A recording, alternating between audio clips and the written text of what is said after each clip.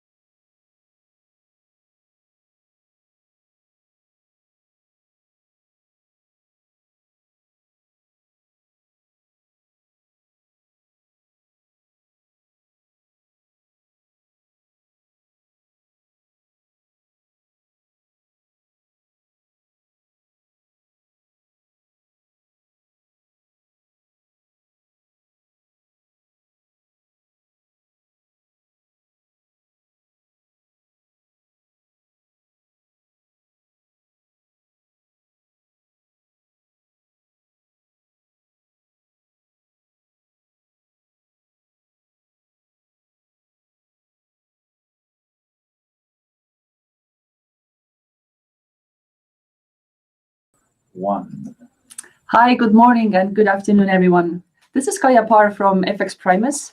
I'm the senior market analyst, and today we're going to do a special Primus Live session about US presidential elections. Today, I'm going to be joined by Edmund Tan from our Malaysian office, who's also our head of education.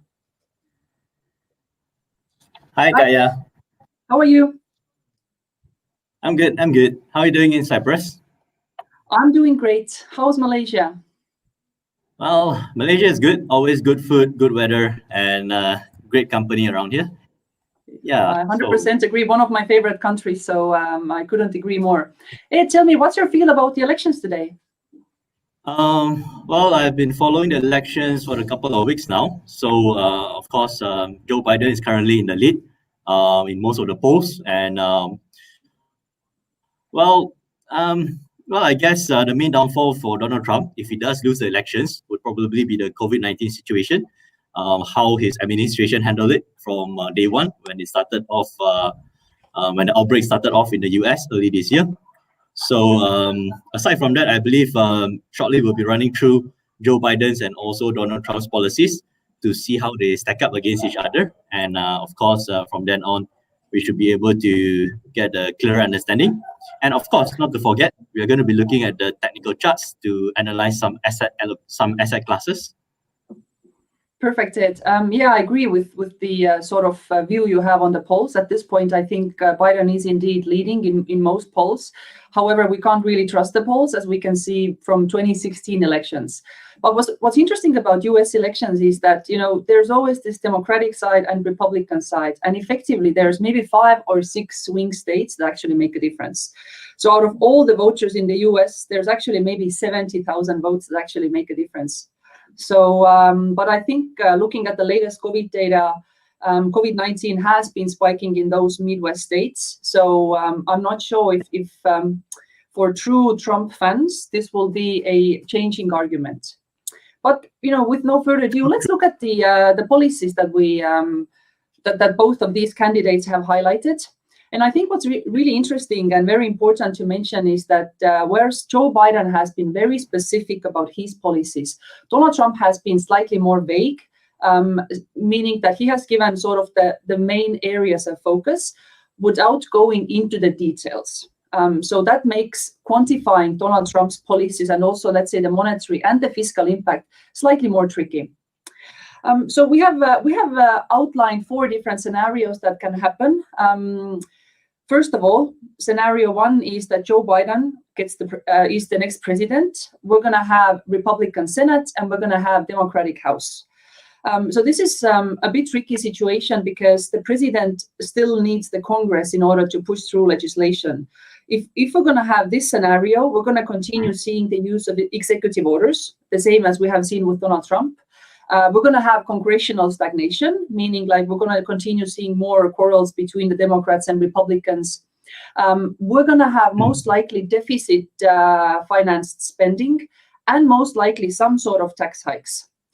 Also, if we're going to have a split Congress, most likely we're going to see a bit of strong arming between the 2 parties, meaning that one will have to make some sort of concession in order to get what's really important for them. So what we could see is perhaps getting a fiscal policy approved, but perhaps on the tax side, it's the Republicans that are going to want something in return. So potentially, maybe they still want to have tax cuts even for middle class, as Donald Trump is sort of strong proponent of that. The second scenario, and we have listed these in the order of probability as expressed by Moody's. The second probability is basically what we have at this moment, which is Donald Trump being the president and Republican owning the Senate, while Democrats have the House. I don't think we're going to have huge change in terms of policies. Potentially, we're going to see Donald Trump getting slightly more aggressive when it comes to trade, immigration. What I would foresee is potentially tariffs on European goods, even to higher level. I mean, there's some tariffs already applied, but maybe on European autos. And we could even see immigration policy getting tougher, meaning that if at this point there's about 750,000 immigrants allowed to the US, Donald Trump may even cut this number slightly lower. Maybe he come to 500,000 or maybe even, slightly lower, with his whole America First policy. And most likely it's going to be tax cuts as well. Now, the third probability, the third outcome, which is the third in probability list, is the Democratic sweep. This was the number 1 scenario just a few weeks ago, but surprisingly, it has actually come slightly, lower. And with this outcome, we're going to see the most aggressive spending on infrastructure, education, social benefits. Joe Biden definitely is going to want to establish the relationships with existing partners again, such as, NATO members and Mexico and Canada. And most likely we're going to see very targeted tax hikes. And as the fourth one, which is the Republican sweep, and at this point it's the lowest out of all the options that may happen, is Trump being president and having full control of the Congress, the Senate and the House. This is the most markets-friendly sort of option, meaning that we're going to have permanent tax cuts for corporates, permanent tax cuts for high-income earners. We're going to see selective spending, and we're going to see continuous sort of restrictive immigration policy. Nice. So what do you think? What's the most likely outcome of this after your research? Yeah. Well, basically, I feel that Joe Biden being Barack Obama's vice president since 2009 until the year 2017, that kind of gives Joe Biden the sense of stability and what we call solidity, because Barack Obama kind of solidifies or symbolizes fairness, justification, and also being very how do I put it, very lenient or very diplomatic with their trading partners. So Donald Trump wise, of course, we know Donald Trump as previously a billionaire. He's running a chain of hotels. He's gone through like few thousand legal cases before, and to be honest, I respect him because he has dared to fail. He went bankrupt like 6 times and came back every single time. So even in his presidency for the last 4 years, he has been impeached by the courts and so on. He managed to get through all of that. So I think he knows what he's doing. He knows his stuff. And most of all, I think over the last 4 years, he has tried to, again, like you mentioned, make America great again. He has tried very hard imposing tariffs and taxes and also encouraging US corporations such as Ford and so on to bring back jobs back into the US. So he has done a lot for the country in terms of making good deals with other trading partners, which I think is Donald Trump's specialty. He's very, very, very good in making deals, whether for the country or for his businesses. So I guess, again, but looking at the most relevant 6 months or so,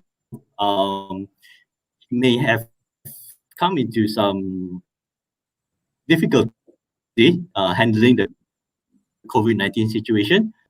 The vaccines or cures towards COVID-19, he did not really handle well, does not encourage people to wear masks and so on. So this could, to a certain extent, be a slight downfall. And most recently, over the last 1 month or so, it was more towards the 2.2 trillion financial stimulus for the US economy, which has been stalled. And to a certain extent, Donald Trump at one point even halted the negotiations between House Speaker Nancy Pelosi and Treasury Secretary Steven Mnuchin. So I'm not too sure whether voters will be happy by not being able to get additional liquidity or cash flow or even $1,200 US paychecks in their bank accounts. So yeah, so it's kind of a tricky situation. It is finely balanced at the moment. Yeah, but shortly we're going to have a look at the charts later to see how the markets has been reacting leading up to the elections. Yeah. Valid comment said, and the stimulus talks was quite interesting, meaning that Donald Trump basically changed his mind, I think, twice within 24-hour period. So markets definitely not like that. Equities were down. I remember that week. I think it was in September, October. It's already November, so it was in October. That was an interesting sort of take. Yeah, but I agree with your assessment. I mean, Donald Trump definitely has his own niche. He has strong views about China. At some point, some world leader had to address China, meaning like somebody had to put up their hand and saying, hey, these policies are not fair at this point. China took advantage of being part of the World Trade Organization, but never actually, came through with the promises at the time, right? So, allowing renminbi to trade freely and giving access for Western companies to China, that was never really delivered. So China did use its position, got really rich while doing it, and now actually has become the second largest economy, right? And projection is that within 10 years, their GDP is going to exceed US in dollar terms. And now, with the latest COVID crisis, US, I think GDP projection for the US this year is negative 3.6%. For China, it's probably up 4 or 5%. So while the Western world actually is suffering much more from COVID, actually China handled the situation much better, or at least that's the information we get from them. You always have to take this with a bit of grain of salt or pinch of salt. But yeah, I mean, from Donald Trump's perspective, he's a sort of force of nature. He's not a politician, as he likes to mention or likes to emphasize. But what I find dangerous about him, and what's definitely concerning, is the fact that he's giving platform to very extreme views, meaning that a lot of his sort of comments and sort of remarks are targeted at certain groups within US society, whether it's sometimes women or people of color or let's say LGBT community. What I find really dangerous is that if the man with such prominence, who's the leader of free worlds, says certain things, people start normalizing this. Yeah, Sorry, say again. he may not be setting the best example. Yeah, Exactly. like in the way how he And handles sensitive issues. Yeah, exactly. So what I find dangerous about him is, yeah, exactly, giving the platform to very extreme views. And yeah, we can see that even with this whole pre-election process. So, for instance, I'm not sure if you read the news, but Walmart stopped selling ammunition and guns just okay, because they are worried that there's could be some sort of civil unrest after the elections. Well, reality is that we're not going to get the result on the election day anyway, most likely, because some states may take up to a week to count those mail-in ballots, and correct. mail-in ballots are a huge portion this year. And on top of that, what if nobody actually, what if neither of the candidates actually accepts the outcome, which is another, completely uncharted waters. Yeah, number one, with the current COVID-19 situation, a lot of the ballots or the votes will be coming in through post. And of course, I just read an article that Donald Trump is preparing his legal team. If he loses the election, he's going to contest that those votes that came in after the 10th of November should not be counted. That is one of his approaches if he does lose. Okay, exactly. Yeah. So, It will be interesting. I hope yeah. he's not too sore a loser, and I hope. Not to say he will be a loser, but whoever doesn't get the nomination, I hope is not too sore and actually accepts the results. Yeah, I remember in 2016 when Donald Trump was going against Hillary Clinton. Number one, like you mentioned earlier, just like Joe Biden now, Joe Biden is currently leading the polls, as was Hillary Clinton back in 2016. However, during the last count, Donald Trump won the electoral college seats by 304 to Hillary's 227. So the president-elect has to win at least 270 electoral seats to become the president of the US. So again, from what I understand now, the battleground states such as Florida, Pennsylvania, Michigan, North Carolina, Arizona, and Wisconsin, these are the key states up for grabs between Biden and Trump. And I just read that Donald Trump was in North Carolina, if I'm not mistaken, campaigning for a few other final votes before the elections tomorrow. So again, everything is still up in the air. Anything can happen, although Biden is in the lead. And regarding the actual outcome, again, back in 2016, President Donald Trump was officially sworn in only on the January 20th of 2017. And of course, back in the year 2000, it was also delayed between George Bush and Al Gore. It was delayed by 1 month before they finally found out who the president was. So, but regardless of whoever wins or loses, the markets, that's the fun thing about the markets. The markets will always react to the dramas, to the plays that they do along the way, whether it's their campaigning or whether it is Donald Trump putting a halt on the negotiations. All kinds of events and news that comes up from Donald Trump or Joe Biden will definitely have an impact on the financial markets and instruments. Yeah. Another interesting article, I'm sure you read it as well, is that in Texas, it was the Trump supporters that they were blocking the Biden and Harris campaign bus. And I think they were trying to get the bus stopped. But eventually what happened is that Biden had to cancel some of his rallies over there just for the sake of, not having the level of security that they were comfortable with. And that just proves the point, like how polarized the society actually is in the US. Like, Donald Trump fans really love Donald Trump. Like they are the biggest fans ever. Whereas I think when it comes to Joe Biden, it's more like lukewarm. It's like, yeah, okay, fine. He's okay. We can just go with him. But very interesting data point is that for this election, there's 7 million first-time voters, and there's the lowest number of undecided voters ever in the history. So, we don't know which way they're going to go, but reality is that there's sort of first of all, a fresh blood, if I can say, in the population of people who are going to vote, and also those people who normally are sort of in between. There's no apathy. They have already made up their mind. They know what they're going to go for. Anyway, True. I really want to. Yeah, sorry. Yeah. Go ahead. No, I'm just it's just a personal opinion. I've seen some of Donald Trump's speech and also Joe Biden. Of course, to be honest, Donald Trump is the more, aggressive, the more sort of true American. But I again have the concern that you just mentioned as a world leader, even during the recent COVID-19 case, when it started to break out in the US, he was not really encouraging people to follow the directives produced by the CDRC, okay, such as from advice from Dr. Fauci to stay indoors, to be quarantined, and so on. So he did not, really encourage people to stay at home. People still had a free will to go to churches, go to gatherings, and of course, there was even gatherings with, people holding weapons and ammunition, trying to protest against the lockdown and quarantines. So, yeah, it's gonna be a roller coaster, right?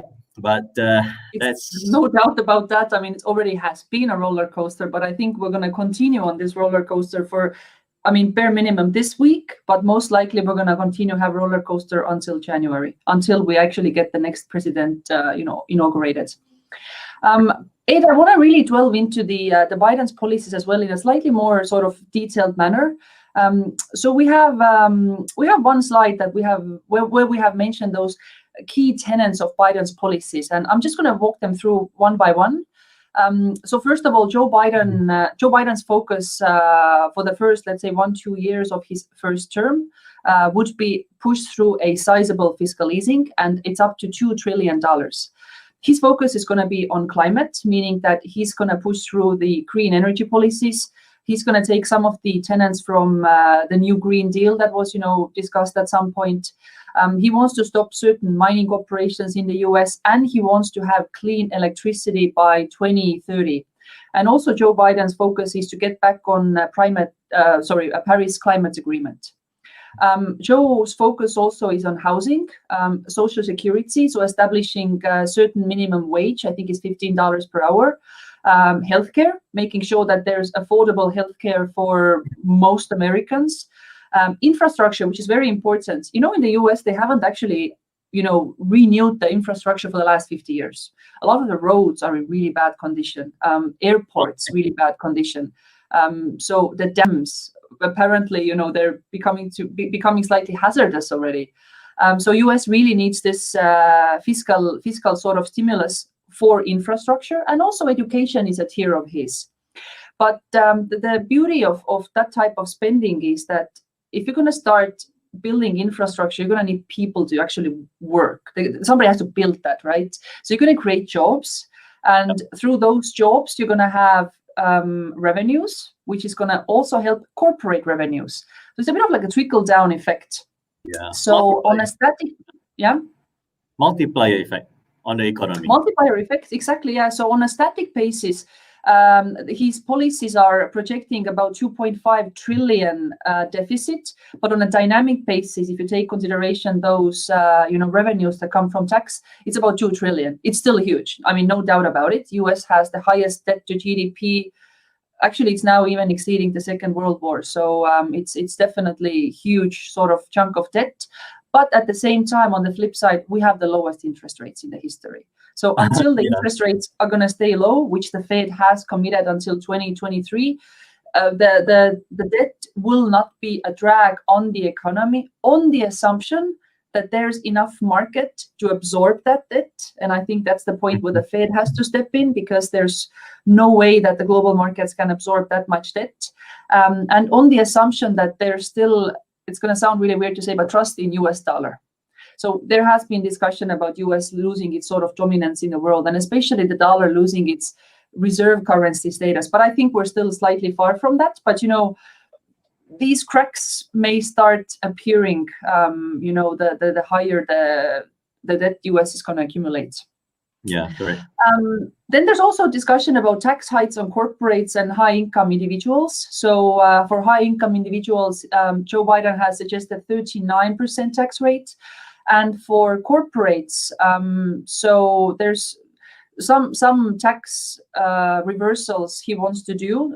It's pertaining to Donald Trump tax cuts in 2017. So he wants to reverse them to some extent. And that's going to have impacts on corporate earnings. So the bottom line, the net income is going to be slightly lower, at least for some time. On the assumption that you're going to have increased revenues, perhaps there is a bit of offsetting effect. But if those tax hikes go through, I think equity markets are going to price that in. We're going to have a bit of maybe a bear market even, 20% correction. We'll see that. But on a longer term, Joe Biden's policies are more towards job growth, GDP growth, private sector job growth, and so on and so forth. Then there's sort of re-establishing the global trade and immigration policy, which is one of the key tenets of Joe Biden's whole framework. Global trade meaning that he doesn't want to have tariffs to the extent that they are in place right now, because he sees those policies hampering U.S. economy, because effectively a tariff is a tax on U.S. consumption, meaning if you import from some other country, having a tariff, it's a tax. And the foreign immigration is an easy one as well. So meaning generally those people who want to go to the U.S. I mean, of course, U.S. throughout history has sort of been like the promised land. Many people want to go. However, it does attract talent, meaning you have the deepest capital markets there. Biggest technology companies are all US companies. Okay, fine, China is challenging that these days. But there's sort of natural tendency of talent to go to the US, and that really helps with the supply chain of the economics in the States, meaning you have a very deep labor pool, and through that labor pool you can actually increase productivity in the States. And Joe Biden has realized that if you start allowing immigrants to come in, they're going to go somewhere else.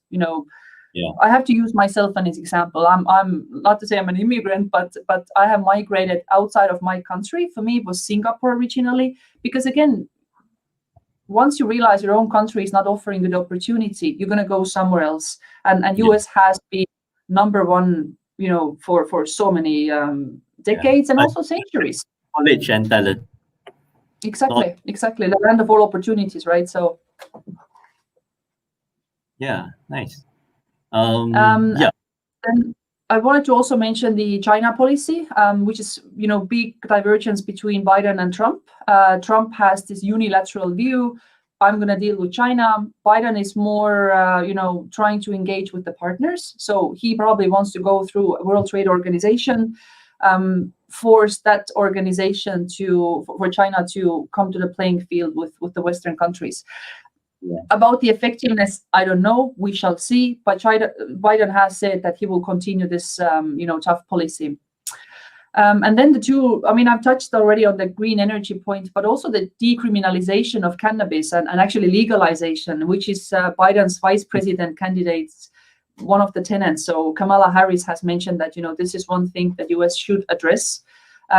So if they actually get the votes, then we may have legal cannabis in the US, which is a great boost for all cannabis stocks. That's a good point. Any cannabis stocks to recommend? There's a couple of ETFs, which I don't know by heart at the moment. I can pull those out for you, but company-wise, it's a bit tricky. But I think there's a couple of ETFs that look pretty interesting. I'm just joking. No worries. It's a good investment. It's a good investment. Maybe, it's true. Maybe we can do a research on the particular stock. But if you have ESG requirements, that's not going to flow. Sorry, ESG doesn't like that type of investment. So. You get proper approvals and so on. Okay. Correct. Again, Joe Biden is having the same approach or same stance when it comes to dealing with China, especially. Many world leaders have been viewing China as becoming too powerful. And I believe that one of Donald Trump's achievements over the years is managing to lessen the power or strength of China. Of course, the Chinese renminbi has been undervalued for a long time. And by labeling China as a currency manipulator, they have to a certain extent force China to sort of float the currency and float it to become more or less fair value. And of course, regarding the matter of intellectual property, you have cases like Huawei from China, trying to supposedly, siphon away intellectual property. However, Donald Trump has again managed to sort of stem the flow by imposing a lot of restrictions. Example, Huawei is the biggest example. Not allowing Huawei to come into US or even provide their software to Huawei phone users and so on. So yeah, Donald Trump, I respect him for that because he has stamped his authority. And I believe that China's whole superpower hold has, of course, diminished slightly due to that. Okay. I think the Huawei example is a brilliant example because that's literally taking on one of China's biggest companies. And Huawei has been at the forefront of 5G technology. So I think it was the US who sort of who got the ball rolling. But now it's actually quite a few countries that have banned Huawei, and Australia being one of them. Australia, China are sort of connected from the hip since they were like trading partners because of their minerals and so on. Yeah. Exactly. The biggest trading partner of Australia is China, both imports and exports. So now the fact that they are actually banning Huawei, they are willing to take short-term pain, maybe for the long-term benefit. I mean, we're yet to see if it is a benefit, but yeah, going against Huawei, it's a huge, huge step. Yeah.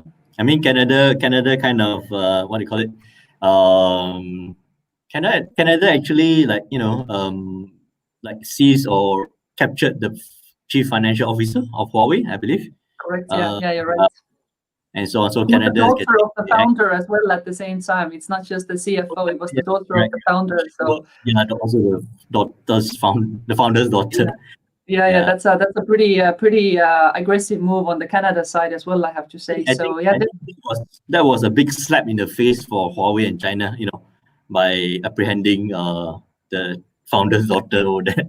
So yeah. But there is again a flip side of this whole China story. So it's not just banning of Huawei, that US has done, but also they have banned US companies providing certain parts for China. Let's say those semiconductor details, and but what's happening now is China is becoming self-sufficient.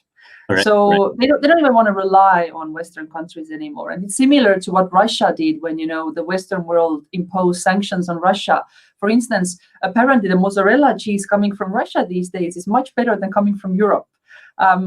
Which is a bit mind-blowing situation. But if you are forced to be self-sustainable, then you're gonna breed your domestic industries much faster, and you're gonna actually have government spending into these industries. So I think we're gonna see the same thing with China as well. The more we block them, the more they actually are forced to do their own thing, and they actually may get stronger and better.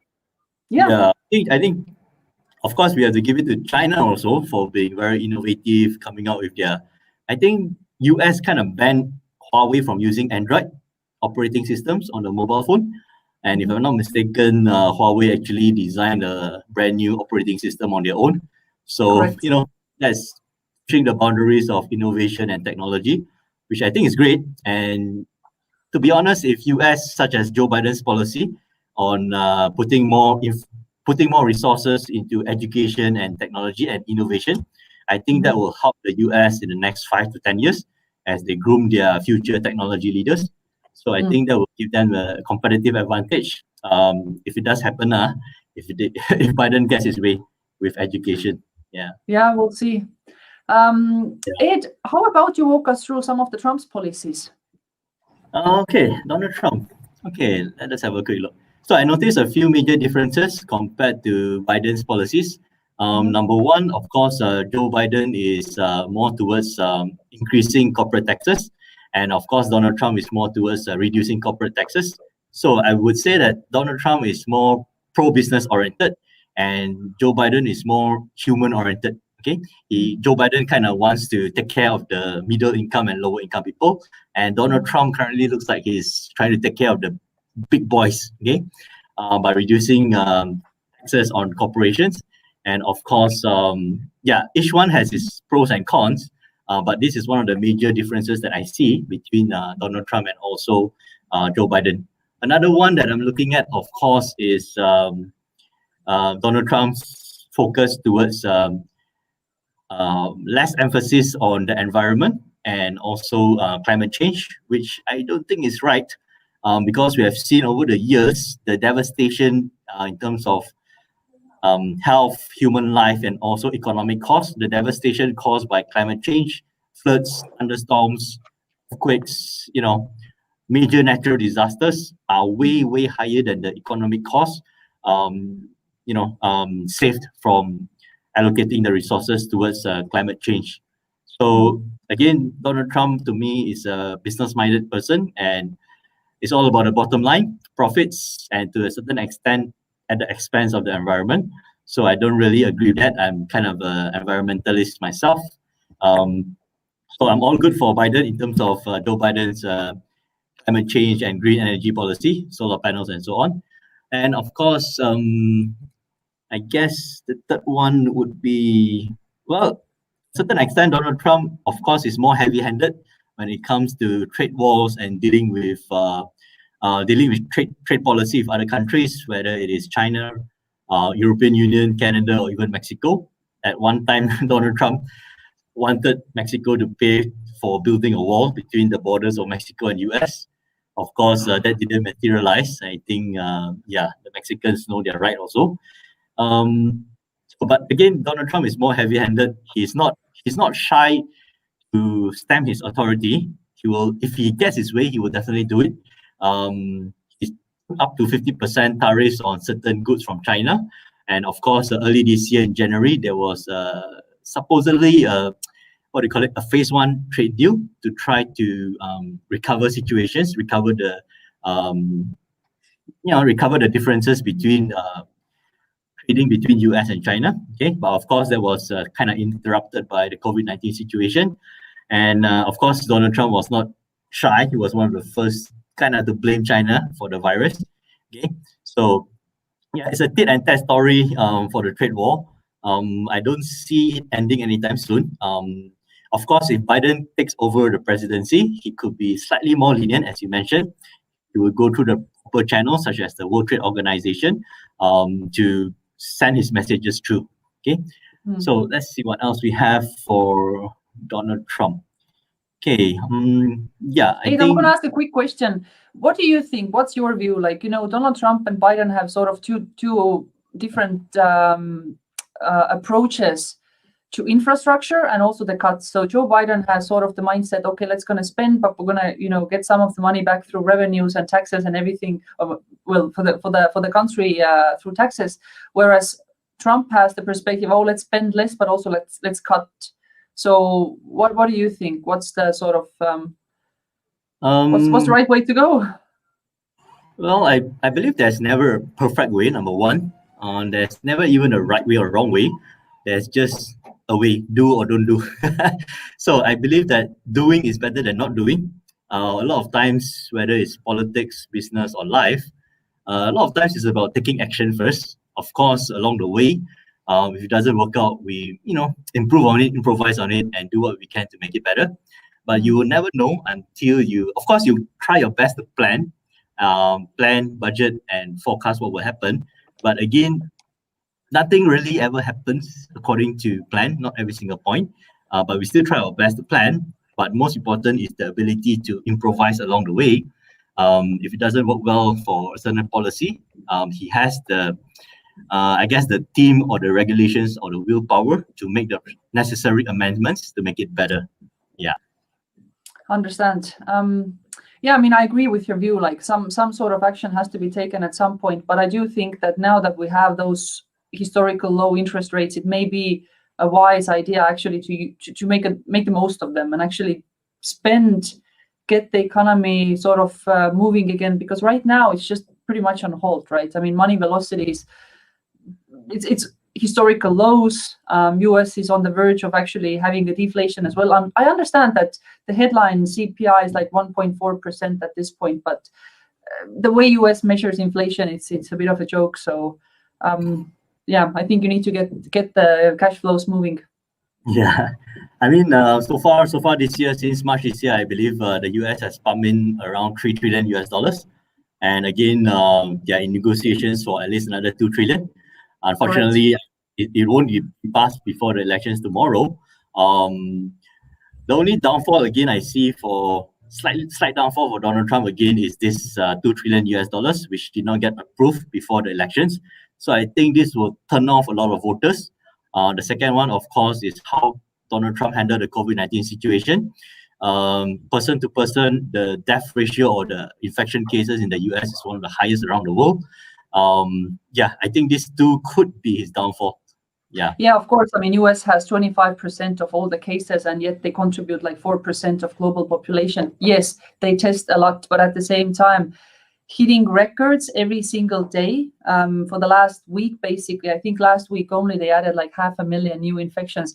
It's scary. I mean, I have to say it's scary.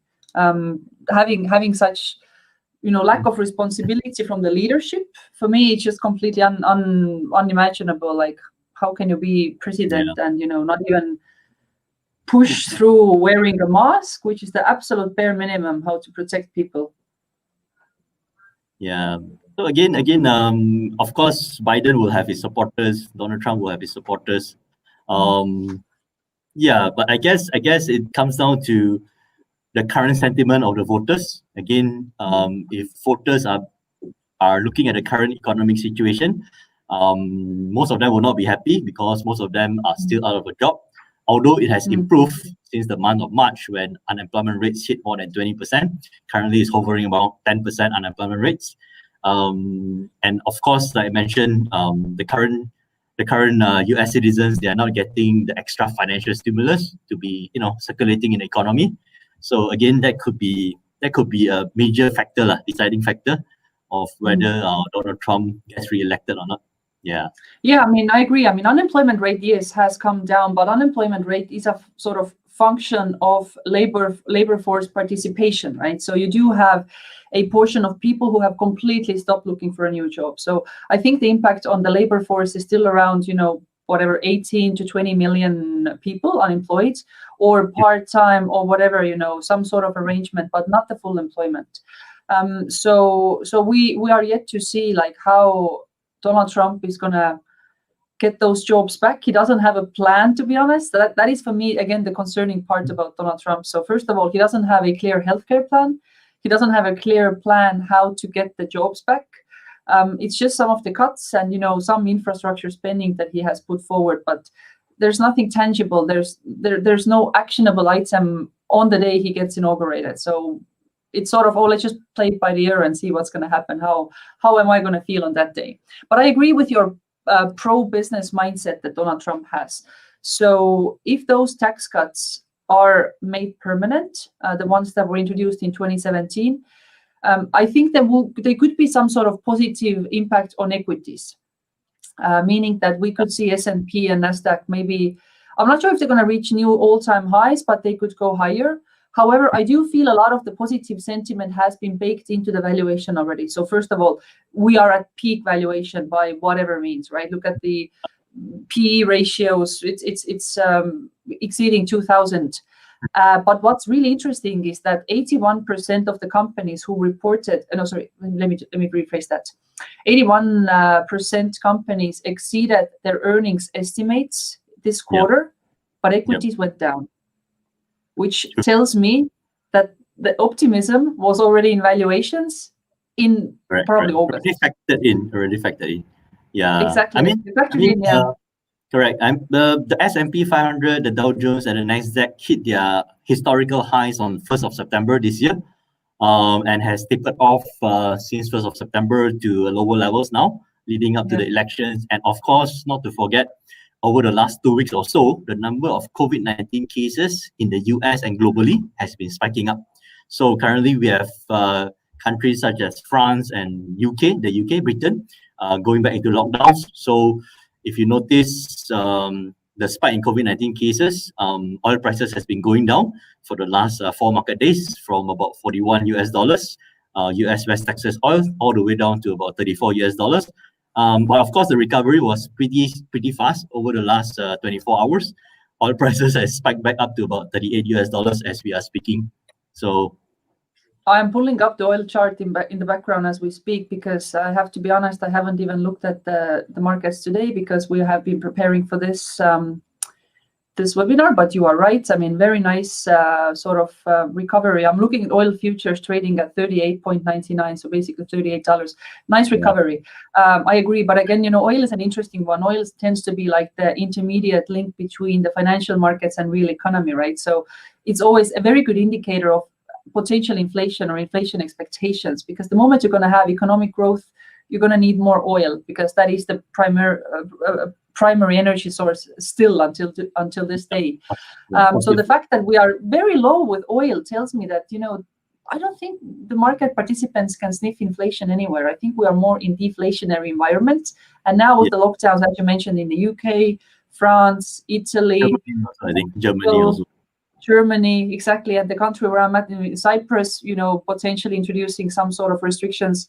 There's no demand. There's going to be supply shock. There's going to be a demand shock. So it's a completely unique situation we're in.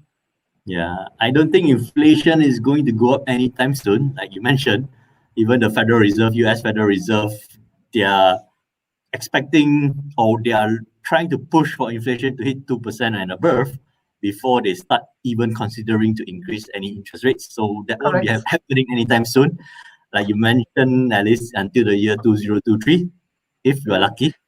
Yeah, so I keep emphasizing one thing when it comes to central banks, which I think is really important. So everybody keeps saying that, it's the Fed who's going to cause us inflation. First of all, the central banks in general cannot generate inflation, full stop. They have nothing in their toolbox they can do to generate inflation. Only thing they can do is to change inflation expectation. And they do it by increasing the bank reserves held at commercial banks. And those bank reserves effectively allow commercial banks to lend money to the real economy. Now, we are not seeing this at this point. And that's for two reasons. First of all, companies and individuals don't want to borrow money at this point because the balance sheets are broken. Nobody wants to take on more credit. And secondly, the banks themselves, while they do their credit analysis, they don't see companies to whom they actually want to lend money. And that's exactly the money velocity I was talking about earlier. The fact that money doesn't move, it gets stuck in that air pocket at commercial bank level, meaning we have this image that there's so much liquidity. Not really. The liquidity is sitting with commercial banks. It's not being, pushed into the economy. I think China is one of the central, one of the countries that uses a lower bank reserve ratio to provide more liquidity into the system. I think China is one of the best examples how they use the bank reserve ratio to help pump liquidity into the markets. Yeah, but that's also one of the reasons. I mean, central bankers have figured out that their monetary policy is not really doing anything. And if you, I'm sure you were listening or reading the last speech by Powell, probably about two weeks ago. He mentioned that the only way we're going to get out of this recession and this crisis is fiscal and monetary policy working together. So he has realized that the money doesn't trickle down to people. I mean, and you need to do it through fiscal, and fiscal being you send a check to people, universal, basic income, or you start building massively roads, or you start, building new airports. That's the way how people are going to get that money. The monetary, stimulus, we've used those tools. They're not effective. Yeah, very true. Very true. Talking about the FOMC, Jerome Powell, they're going to be having their FOMC meeting this coming Friday. Okay, Malaysia time, Friday early morning. Correct. Yeah. So this will be the first FOMC meeting after the US elections. So it'll be interesting to see their comments. So for the whole of this week, so far yesterday market was a bit quiet for the US dollar index. However, today onwards, we do see more volatility. And I think this volatility in the markets will carry forward all the way until Friday, when the FOMC has their meeting. Have their meeting. For sure. I don't expect any big surprises from the Fed meeting. I mean, I guess the most interesting thing to see is how they actually see economy picking up, and again around that inflation expectation. Do they see something happening on the ground? But again, Fed is infamous about giving the most vague comments ever you can give. So market participants go in and 12 on every single word that's coming out of Powell's mouth just to make sure, what did he mean this time? Yeah. I like Lagarde better in that sense. Lagarde tends to be more more, specific. Like that. Exactly. Yeah. He doesn't play around with it that much. Women are more grounded, I guess. Exactly. Let's see. We have a couple of more slides actually prepared for you guys. So I wanted to give you a bit of a breakdown about historic impact on asset classes versus Democratic versus Republican president. So looking at the chart on the left, there's this average annual change in trade-weighted US dollar index. So trade-weighted is a keyword here. And it has been actually stronger under Democratic presidents, as has been the annualized S&P 500 index growth. So looking at the historical data, seems that Democratic presidents are better for equities. And looking at the next slide, we also have some data points about the economy, showing here again that it's the annualized GDP growth that tends to be faster when you have Democratic president, and the private sector job growth tends to be faster when you have a Democratic president. Now, this current situation, the COVID crisis, is a bit special animal. I mean, I'm not sure if we should even add this data later to our data series. I mean, we have to admit that U.S. recovery has been exceptional. 33% growth annualized basis in Q3, which is completely unprecedented. But that followed an unprecedented drop of 31% in Q2. And also the same goes for employment. I mean, we have had the fastest recovery, which was preceded by the fastest drop. So yeah, I don't think it had much value to this data series.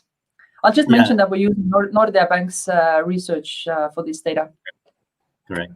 We gotta be realistic with the economic conditions previously.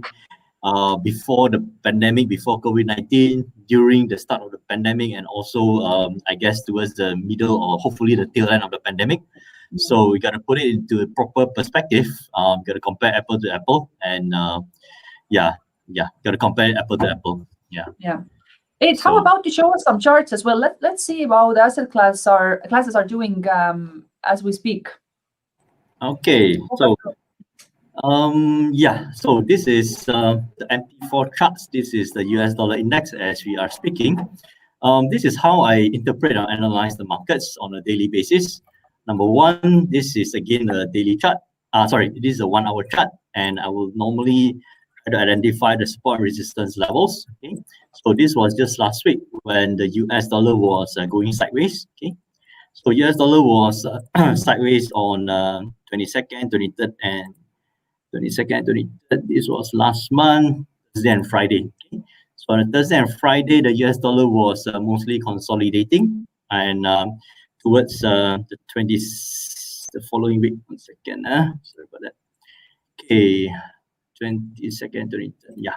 Okay, so this was a Thursday, this was a Friday, okay, and moving towards a Monday, US dollar continues to consolidate, and usually on the 1 hour charts, it will help us to identify the sentiment of the US dollar very early.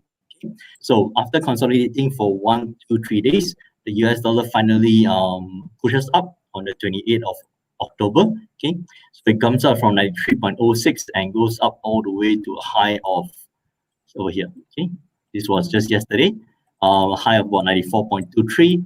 And from the break of this consolidation phase, we do see the US dollar having a 3-day bullish trend. Okay, so on a Monday, Tuesday, and Wednesday, the US dollar was going up all the way.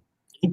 And of course, before the US dollar actually came down today, it was also in a sideways trading range. Okay, before the US dollar sort of technically kind of nosedive just now. So in Malaysia time, this happened at about 7+6. This was at 1 p.m. local Malaysia time. The US dollar came down from 94.02 all the way to the current levels of 93.53. Again, the way I look at the markets, I like to understand the latest market sentiment and behavior before deciding where it will go in a big way. Okay? So the US dollar index. What do you think? What's going to happen from here? What's your sort of take on that? Okay, number one, short-term wise, leading up to yesterday, the dollar was bullish. Okay? of course, as we are speaking, it has become bearish. Looking at a longer time frame of 1 hour and daily, it looks like the dollar will have support levels between over here. Yeah, this is the one. Okay. So currently the short-term support levels will be at 93.37, which was formed on 29 October, where the US dollar found very good support over here for quite a number of hours before it went on its bullish run. Okay. So extending downwards, the current support levels will be 93.35, and of course, extending upwards would be a resistance levels of 94.22. So this will be the short-term support and resistance levels. Short-term would mean within the next 12 to 24 hours, this will be the respective support and resistance levels. So adding a sort of fundamental layer, what I think is going to happen next 24 hours, I would rather see a bit of strength in the US dollar. So again, all the turmoil that may happen in the US, from again civil unrest to non-contested election, everything, I would rather see a bit of more strength towards the dollar, just from the perspective that investors want to put their money somewhere where it's safe. True. Speaking of safe havens, we can notice that again, leading up to tomorrow's US election, number one, nobody knows who's going to be the winner. So this kind of creates a certain sense of uncertainty in the markets, and that is one of the reasons why gold prices over the last 3 days has been moving up. So gold prices. The election is today. The election is today, not tomorrow's election. It's already the 3rd. Correct. I mean, I think currently you will know the result by tomorrow. I agree. Correct. I mean, due to the uncertainty of who is going to win and whose policies are going to be implemented. True. I'm just joking. Prices, has been moving up from 1,864 levels just 2 days ago to the current levels of 1,900 US dollars. So gold prices itself has moved up about 36 US dollars in just a short time of 2 days. I think the correlation, between gold and dollar has been extremely significant for the last couple of weeks. Last week, dollar was up 1.2%, gold futures down 1.2%. So to that extent, Correct. I mean, pretty, very, very strong positive correlation. Sorry, negative correlation between the two. Usually when the dollar strengthens, gold prices will weaken, and when US dollar goes down, or when US dollar is expected to weaken, gold prices will rise. Yeah, but the fact that they actually move the same percentage, it was quite interesting to see, because there's always, for futures especially, I look at futures more, not that much of spot gold. There's a bit of a weaker correlation between the futures and the dollar, but last week it was pretty much spot on. Yeah, correct. Again, the US dollar index, the strengthening or the weakening of the US dollar index actually gives a trader or investor a good idea of where the gold prices will go, and of course where the major currency pairs such as the UK pound or the euro dollar, how will they react in response to the movement of the US dollar. Okay, so that is a very good correlation. That is why understanding what drives the US dollar up and down can help you a lot in your investing or trading decisions. Yeah. Let's look something else. Let's look maybe, DXY is pretty strong euro related, but let's look at euro USD as well, because why I find euro USD interesting is that, let's say if Biden gets his democratic sweep, I would guess euro gets stronger, because US is gonna, have stronger relationship with European countries and European companies. Again, all the tariffs probably will be, just going to be removed. So I would expect euro to strengthen with democratic sweep. Would you agree? I will agree from a technical point of view also, because at the last few days, euro dollar is trading at the support levels of 1.16 to 1. This is on the daily charts, and of course, couple of 1 week ago, it was at a high range of 1.1855. So we do see the euro dollar starting to find support and starting to move back up again. Yeah, so euro is definitely strengthening at the moment against the US dollar. So yeah, again, we will not know what's going to happen yet tomorrow during the elections or who will win. However, as you can see, markets tend to react before the news is announced also. Okay, so whether it's a bearish move, support, or even a bullish move after that. Yeah, I'm just looking at some equity futures as well. So I mean, looking at, for instance, S&P 500 up 1.3%, Nasdaq futures up 0.58%. We mentioned oil futures up 3.15%, gold futures up 0.41%. I see Aussie trading higher. So seems that today we could see a bit of a risk on action on the market, in the markets. Treasuries futures are coming down, which could mean that, equities could get a bit of a boost today. And if that happens, I would expect dollar to come down as well. Yeah, correct. What you say is very, very accurate, very true. The S&P 500 and also the Dow Jones has been on a bullish trend. After coming down last week, okay, it has managed to find good support levels, consolidated for about 1 day, and then after that, the Dow Jones has been on an uptrend. Okay, so on the longer time frame, we can see that it possibly can go for a short-term V-shaped recovery. For the Dow Jones, probably 27,000 plus levels, maybe towards 28,000. Yeah. Ed, I need your advice on something. Can you pull up the S&P daily chart for me? S&P daily would be here. Tell me, do you see a double top or double bottom? For the moment, of course, it's a double bottom. Okay, double bottom on the top. Oh yeah, there. Yeah, over here. Yeah. No, I mean, this did we not had really a conversation with one of my friends who's also working for the markets business, and we were having, is this a double top? But like, are we going to go down from here, or are we actually having double bottom and we're going to go higher? Like, what's happening?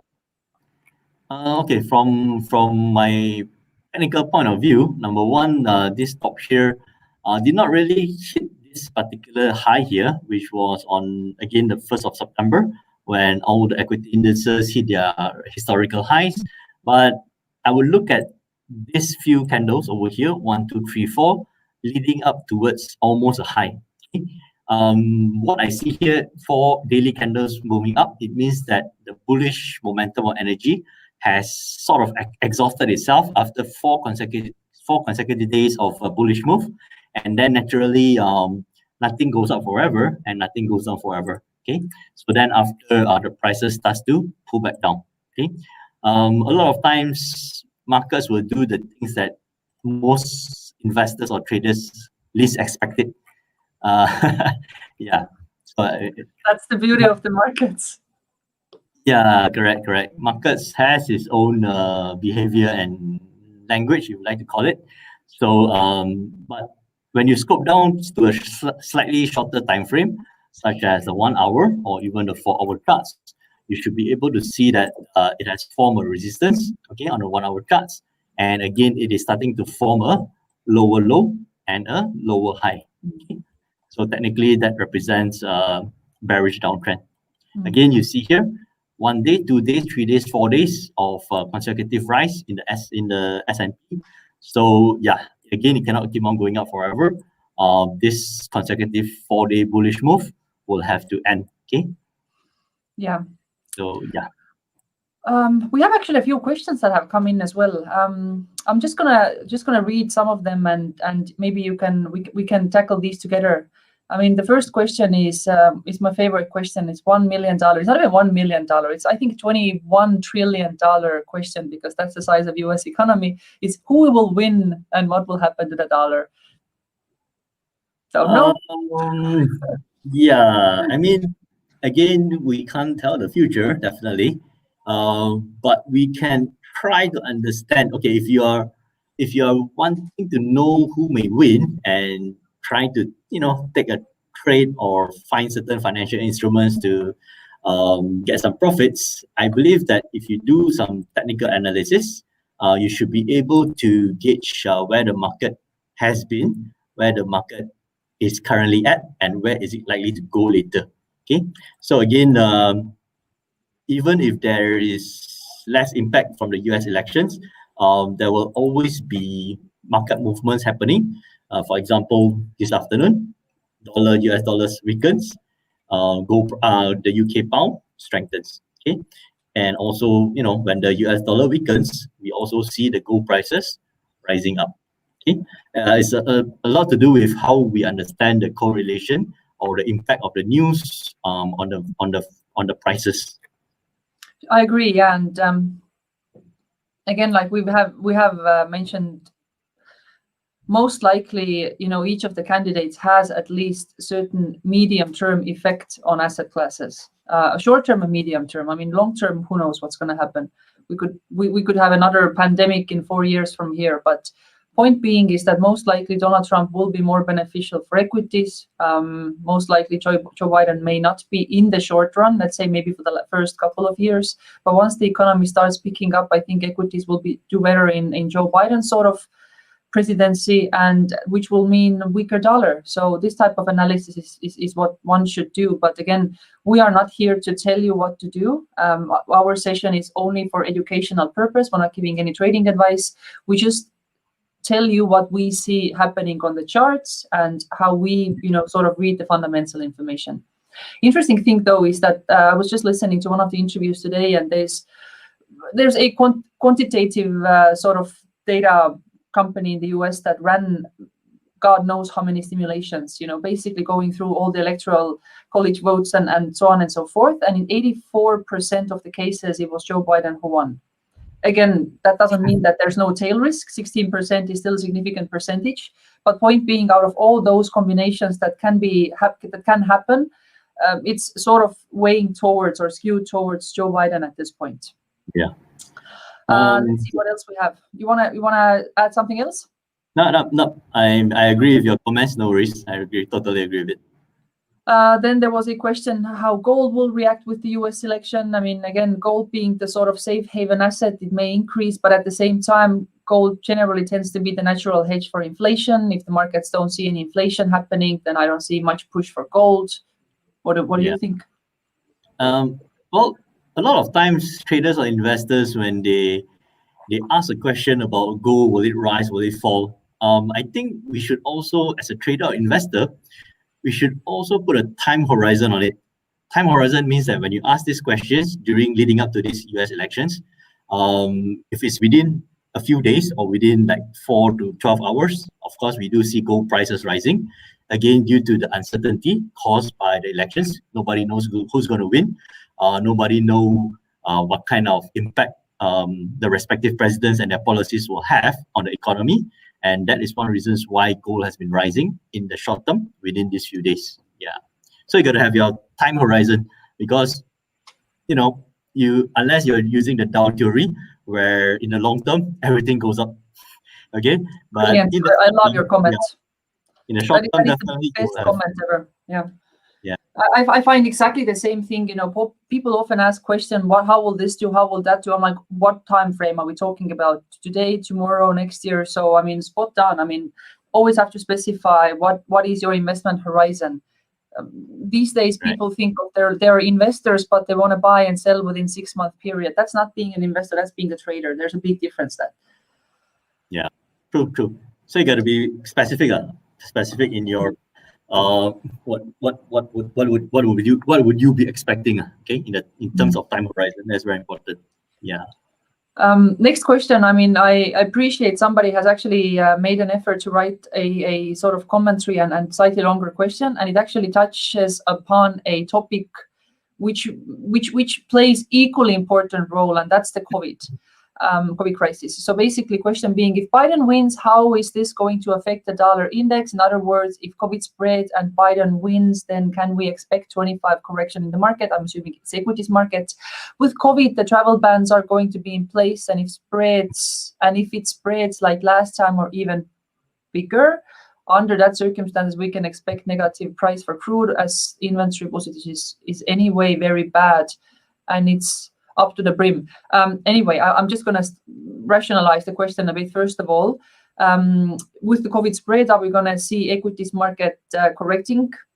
Potentially, yes. Again, with the lockdowns, we are going to have supply and demand shock, meaning you're going to have companies who are forced to shut operations to some extent if they're not the essential business. You're going to have people who can't spend money because they have to be indoors. There are companies who are going to lay off people. So there will be a bit of like a trickling down effect.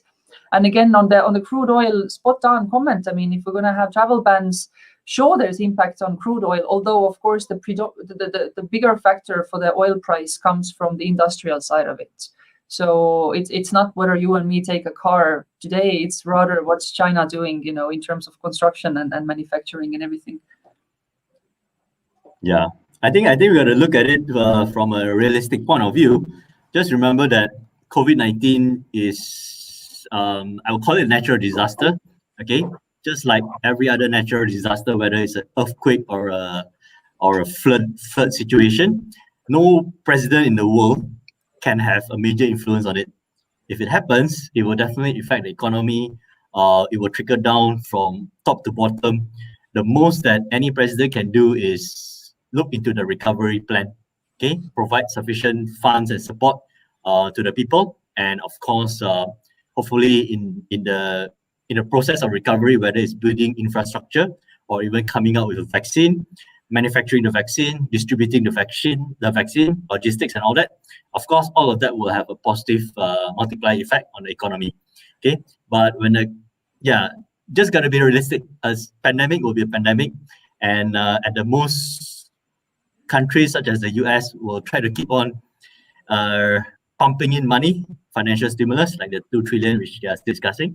So whenever a natural disaster like this happens, every single country will be limited and affected. Okay, so you can expect the economy to be quite towards medium to the lower end for quite some time. It will take some time to stabilize to stabilize before even going into a recovery. Yeah, you say it's a natural disaster, but one very famous economist, Carmen Reinhardt, has said that's actually similar to a war situation. So meaning that the governments should not have restrictions on spending. We should treat this situation really like at the times of war. Just do whatever you can to make sure that you don't fall into the trap of deflation or stagflation, both equally bad. So, just make sure that money keeps flowing and it doesn't get stuck in those air pockets within the economy. The popular word here is quantitative easing. Quantitative Low easing. interest rates and quantitative easing, every government is talking about it. The last question I have here is, I would like to know exactly this, how this election, I suppose, will affect the market, particularly for small accounts. What are your recommendations upon this event, whether to trade or stop trading during this period? What do you think, Ed? Okay, if you're a trader with FX Primus, I believe that in any broker, whenever there's a major event happening, such as a political election or even FOMC interest rate sometimes, brokers, number one, they may require a higher margin in your accounts before you can place a certain amount of trades. So if I'm not mistaken, FX Primus in this case, they did put up a notice in, I believe, the member area or email requesting that traders be aware certain financial instruments are requiring a higher margin percentage. That means they need to have a slightly higher amount of capital in their accounts. In terms of whether to trade or not during this situation, to me, every single day, whether there was an election or there is an election or not, there are still opportunities to trade. Just like a non-farm payrolls data, as a trader or investor, you do not have to purposely wait for a major event such as elections or non-farm payroll. Almost every single day, you will have good quality opportunities to trade the markets. Okay. Of course, when there are major events like elections, sometimes it may cause some unusual movements on the markets. So if you can look at it this way, 80% of the trading days are during days which do not have major events such as elections and so on. Okay, and maybe those 10 to 20% are those days with non-farm payrolls or even US elections. So when you look at it at a bigger picture, where or when do you make the most money? During US elections or during normal market days when, during the UK session, during the US trading sessions, prices move up and down, you identify opportunity and you manage to get your profits. So there's no right or wrong. A lot depends on your trading style. Okay, so if you are accustomed to major movements caused by this kind of election or this kind of major events, then this may suit you. However, if you are more accustomed to the usual gradual movements of the markets going up and down gradually, then you may choose to skip this 1 or 2 days, take a rest, observe the markets. Don't have to trade, you can just observe it and come back on a Thursday or Friday or even next week. Yeah, because the markets are always good. Yeah. Brilliant advice again. Brilliant advice. Like from my personal perspective, I'm gonna just keep my distance. It's been a stressful month building up to this particular day, so I just wanna observe. I'm gonna buckle up to prepare for all the volatility and just take a step back. Watch the show. Watch the show, exactly. Yeah, enjoy the show. Any closing thoughts from you? Sorry? Any closing thoughts from you? Well, like I mentioned, it's always exciting getting the opportunity to have conversation with you and to do all these special events. It's always a pleasure. In terms of a trader or investor, again, almost every single day you will get good opportunities to trade. However, you need to identify your respective trading or investing style. Markets are always there. It will never go away. Markets are always exciting. After the US elections, trust me, there will be other events and news coming up in the next few months or so. So there's never a shortage of drama or events happening to drive the markets. So that's the beauty of the market. Yeah.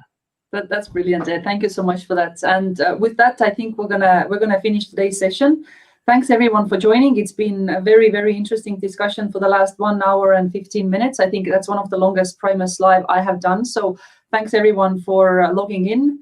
Appreciate sending your questions. Please do feel free to send follow-up questions. Myself and Ed will help to sort of tackle those.